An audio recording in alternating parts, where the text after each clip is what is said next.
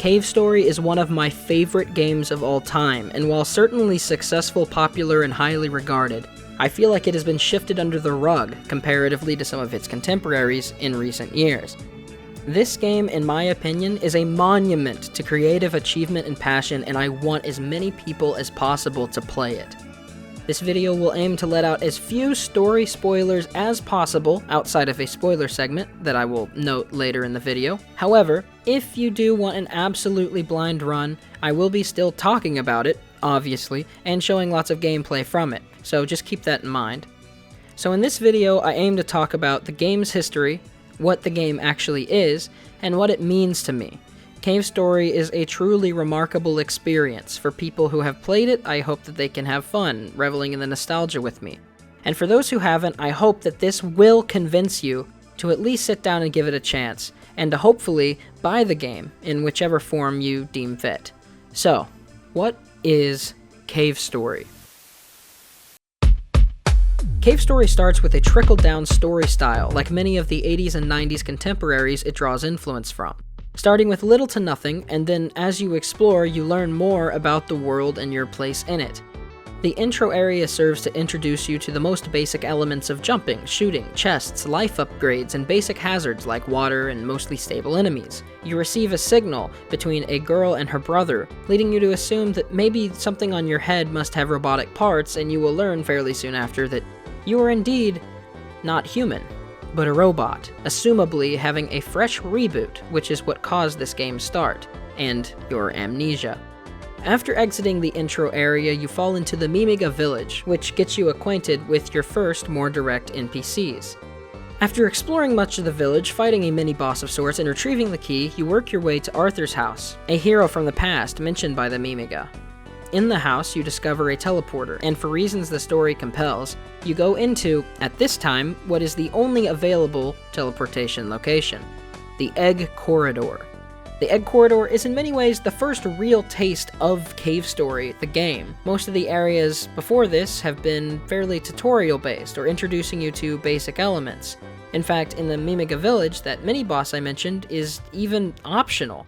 And I mean literally. He asks you if you want to fight him, and if you say no, he just buzzes off. This level is different. Now you have an instant kill enemy always looming at the bottom of the level like a shark, and small groups of flying enemies that move more erratically, unlike the bats in the first cave, as well as larger ones that shoot projectiles at you.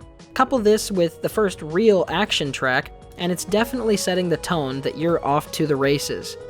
Here you also face your first non-optional mini-boss, and his name is Igor. He'll be brought up much later, so try to keep him in mind. After becoming acquainted with one of the people in the initial transmission, you are sent to a second area, which starts to mark the idea in a player's mind. It is clear that the game is trying to establish the Mimiga village, more specifically Arthur's house, as a hub of the world in some sort of sense. The second area you enter, the Bushlands area, aims to teach the player that the world will not always be so rigid, and so more creative jump attacks or other weapons may be better suited for different enemies and areas. This is because the Bushlands is a more hill-centered area, making these things, critters, they are literally named critters, more difficult to hit with the current straight-line weapons. Briefly after, you get the Fireball, a limited-screen ammo weapon that bounces along the terrain you shoot on, which starts to introduce this sort of fun strategy that will be at play in many of the areas of the game that you may not feel like you have the brute strength to come through, facing a mini-boss, and then the first actual boss in the game up to this point. Patterns are set in threes, so as the Bushlands ends and the Sand Zone begins, on some small level, the idea of a pattern has been set in the prospective player. The Sand Zone includes more bosses than the previous areas and is once again stylistically and thematically distinct from the area before it. The green, lush, bouncy area with an equally bouncy melody to the more deep and desolate area of the Sand Zone. The bushlands are more horizontal and the sand zone more vertical. The song for the sand zone area as well is much more punchy and assertive, contrasting with the previous area. Hopefully this contrast in each of the 3 levels draws parallels with other games that are hub-focused, which is why the transition to the second phase of the game subverts the player's expectations. From the sand zone, you are directly sent to the next area, and for a next long segment of the game, you won't be able to revisit what you thought was the hub for a very long time. The tone that is set in the labyrinth is one that persists up until the end of the game. The actions at the end of the sand zone leading to the labyrinth show the dark place that the story intends to go, and the nihilism in the initial area that the labyrinth places you in is palatable. Other robots previously sent remain motionless, hopeless, having given up on escaping, or died trying to, or died waiting for an escape to open. The hopelessness sinks in. The mood has shifted and the game's difficulty once again begins to spike. This is the second phase.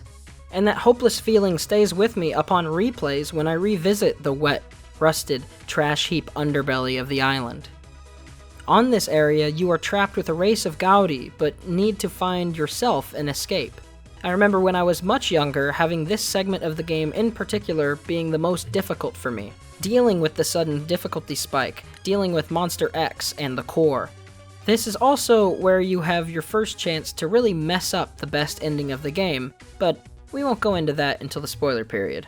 Right before the core, you start getting into the swing of things and mowing down enemies with the labyrinth theme playing, which is an amazing highlight, thrill, and metaphorical light. Yet, still, where success seems inbound, there will always be future trials. The core is that brief return of the hopelessness before the waterway. The music before the core has to be one of the fan-favorite remix songs, Geothermal, a slow death of the area around. A void of mystery and no escape. Dead robots everywhere you go. People that you have met being thrown down into the pit with no regard. This is the first time where the game really starts to shine on what it can be. With past characters' passings on your back and aiding you in spirit, it starts to really drive forward what Cave Story can be. While like I said, I had the most trouble with this area growing up, and probably quit the most times in frustration here, I can now get through with a breeze, and I sort of miss that challenging feeling. I think that's because the challenge is supposed to compound with the feeling that the area gives you, giving you this sort of realization of the looming threat of what exactly hangs in the balance. And being able to speed through areas like I have on most of my playthroughs the last few years, I think maybe has lost a bit of that. Still, slowly exploring and finding out about this dead part of the island locked away and forgotten is still super amazing and atmospheric to me, and it builds the world of what this floating island really has in store. The water I would describe as a more cheerful heir to the apocalypse, an area that is undoubtedly more upbeat and chatty than the areas preceding it, but still somber in its own right. It reminds me of that sort of whimsical melancholy you might find in the later part of a Ghibli film. It's moments like these that growing up made me feel like I could really connect with something, and that I wasn't all alone. I had trouble with trust, and feeling genuine connections with friends at different crowds and different points in middle school and high school, constantly switching clothing to fit in with the different crowds and find my place. But I never felt like I fit, even when people welcomed me with open arms. While it may come across more as bleak, this sort of sad, nuanced tone that the game took during this segment, in particular, was a familiar atmosphere that I could relate to and found myself in. So playing as Quote and fighting through and out of that despair was a dead ringer metaphor for me, and I think helped me escape from the place in my own head that I was sometimes trying to retreat to. The brief, fast-flowing area filled with spikes and water currents leads to entering a main, waterway of the island that makes you fight another mini-boss. Afterwards, you are washed out and land in the Mimiga village. This gives you, as the player, more opportunities to revisit areas if needed, and due to the game's shift in tone, music, and context of the area, in a story sense, the once cheerful Mimiga village moves to a much drearier note. It's been a long time since you'd been here, a whole fourth of the game or so in fact. You are then made to revisit a ruined version of the first area, the Egg Corridor, and it is swamped with monsters. Not just a bottom-of-the-screen looming threat, but plenty of one-hit kill hazards. But finally, there is an opening past the previous dead end. The Outer Wall is your first time viewing the outsides of the island, your first view of a background not made of largely caves, and the contemplative tone of the iconic track sets the player up for reflection. This is especially because of an offer that you are given, but hopefully chose not to take, and a straight climb upward to the higher underground areas of the floating island in the sky. As you enter the plantation, a familiar tune starts to play, the first one that you heard booting up the game. There are a lot of quests you need to do, from stealing sprinklers to fitting in with Mimiga, getting thrown in jail, helping past friends, but this will serve for what is essentially the final opportunity to revisit other areas before moving on to the end stretch of the game, the final cave. This is what the name implies. It's the final test of strength before the final bosses of the game. Depending on your performance, one of two versions can appear. This will signify if you have option for the best ending, and have set up everything correctly to this point. The hidden version of the cave is much harder, but both are challenging. What looks like blood dripping from the ceiling, and red liquid as well as tons of red spikes and red enemies, and precision platforming make this final area a final jump in difficulty, at least for the normal ending of the game. I keep hesitating in saying that So and So has been one of my favorite tracks, and I really do believe that the Final Caves theme is one of the best, along with, I don't know, like probably 10 other tracks that I have tied with it. And you get plenty of time to listen to the Final Caves theme. Although not too long as an area, and if you're familiar, you could probably get through in a few minutes, the difficulty for first-time players will probably extend the time spent here by a large, fair margin. With the much more mellow and brooding theme music of the next area, the balcony is a final small stretch before the final bosses of the normal ending of the game. On here you will face an enemy that was previously a mini-boss. The first mini-boss, Igor in fact, the one I told you to keep in mind from the Egg Corridor. He now appears as a stock enemy. I hope this is clear what the game is trying to do, from flinging you into a destroyed version of the first areas of the game. Hearing the title music, your first experience with the game, so late, and having you enter the final cave to contrast with the first. And now, before the final bosses, you face casually against what was technically the first actual boss. This game is basically nailing into your head and screaming at you to think about how far you've come, how much you've grown, how many characters, enemies, bosses you've come across, how many weapons sit in your inventory, and how much health you now have. It's the satisfying payoff to the game well experienced. And so before I discuss both the final bosses and best ending, I'm going to switch into a spoiler section. Timecodes will be left on the screen for where to skip to if you don't want to be spoiled, as I will finally be a little bit more specific with the story. Otherwise, feel free to press on. After the Mimiga were taken away to produce red flowers and become a rage-driven army for the Doctor, and the ground was abandoned, rejecting your option to escape as a coward, you find yourself on the balcony. You work your way into the side and face the first 3, or technically 4, bosses. First, Misery, the antagonist who has appeared from the very start of the game and has complicated things in every sense. She is actually a fairly easy fight if you have the spur especially, found in the first cave after returning to the Mimiga village.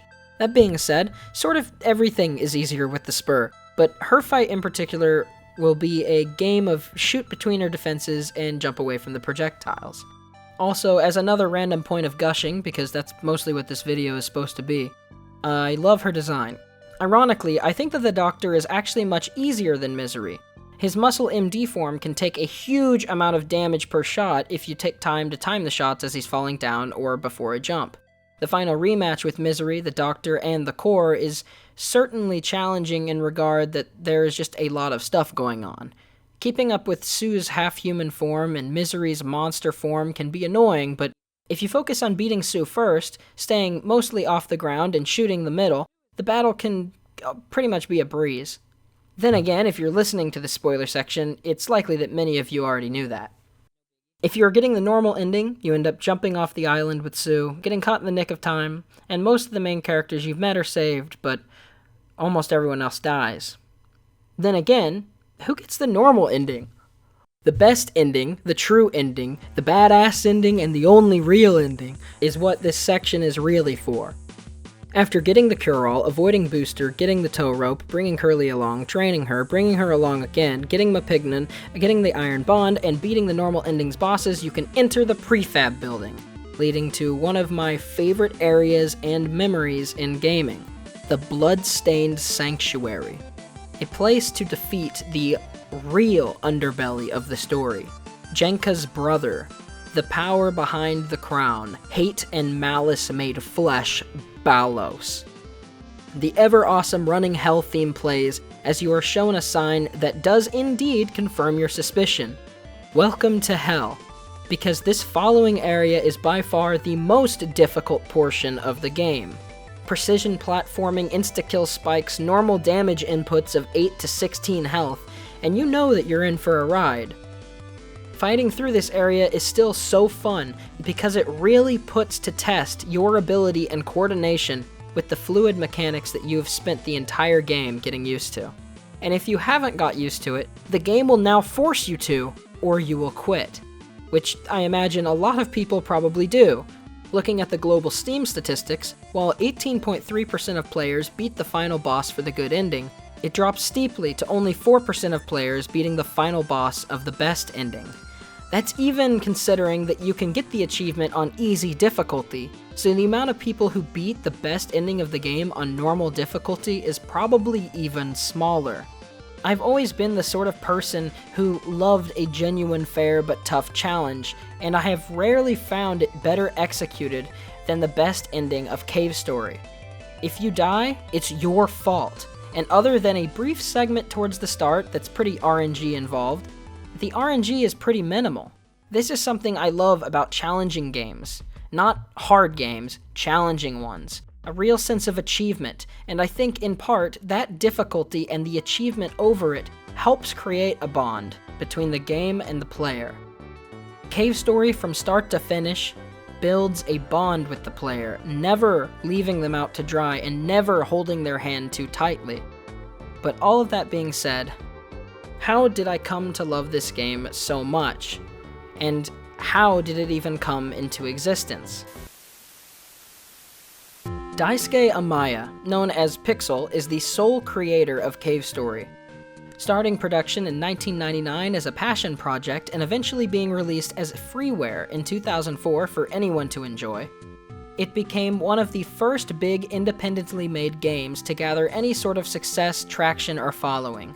Because of this, it often is referred to as the father or grandfather of indie games, the first big indie game, and ended up being credited for inspiring and paving the way for whole strings of what would become the fledgling indie game movement through the mid-2000s to present day, where now indie games are much more commonplace.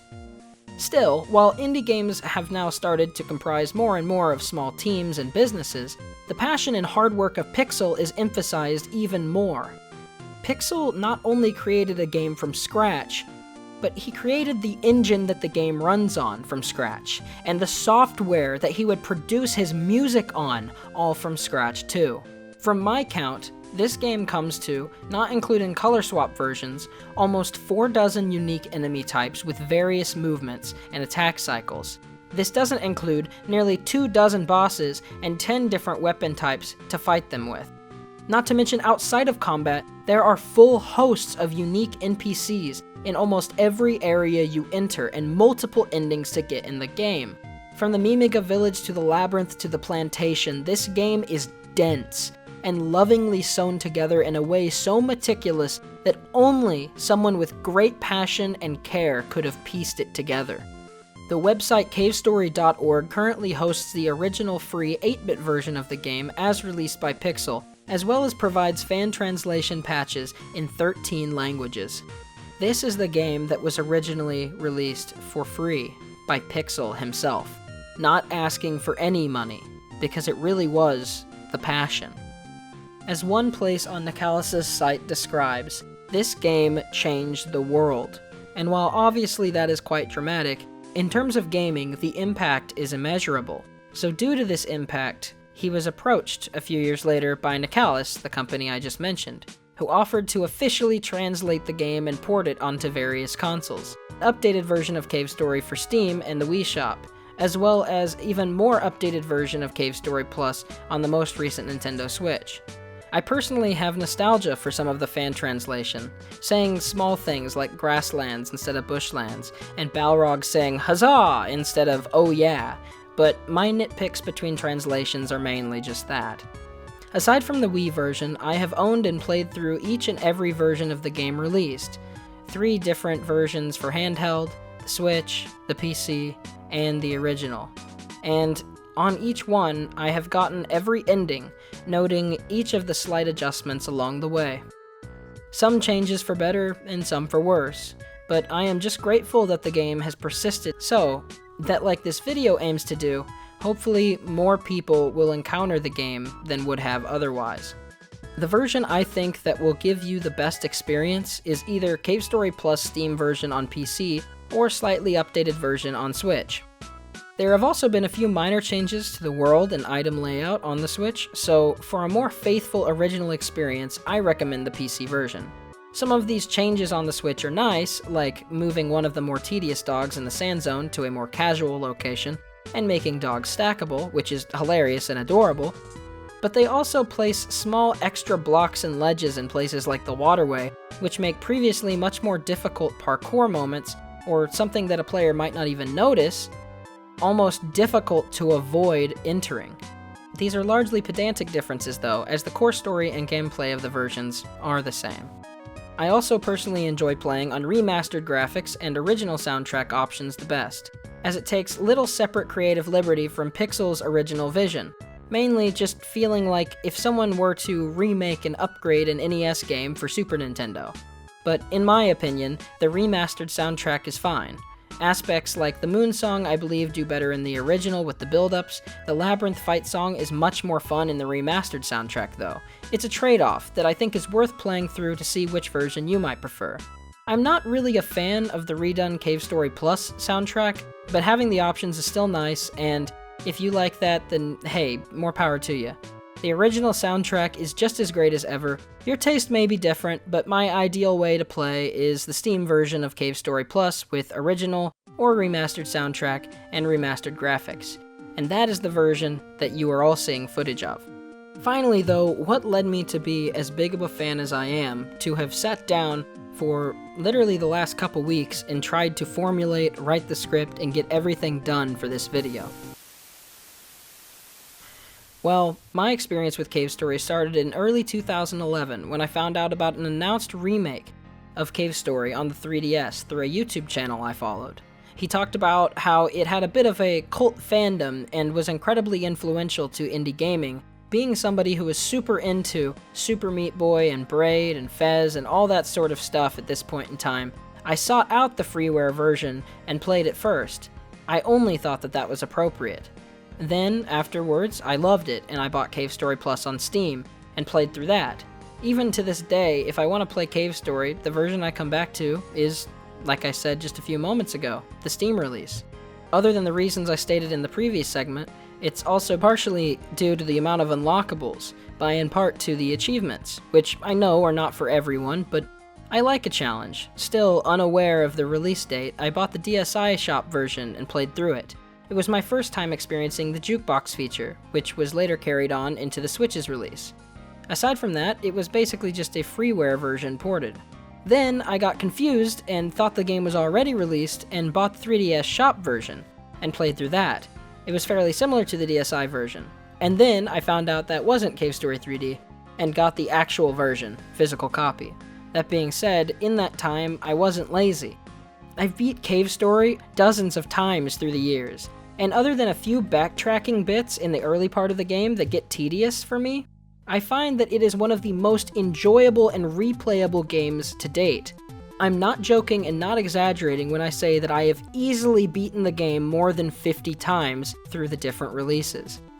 Just because this would be a nice vehicle for me to brag about my love for it, I want to share with you all some of my most esteemed achievements.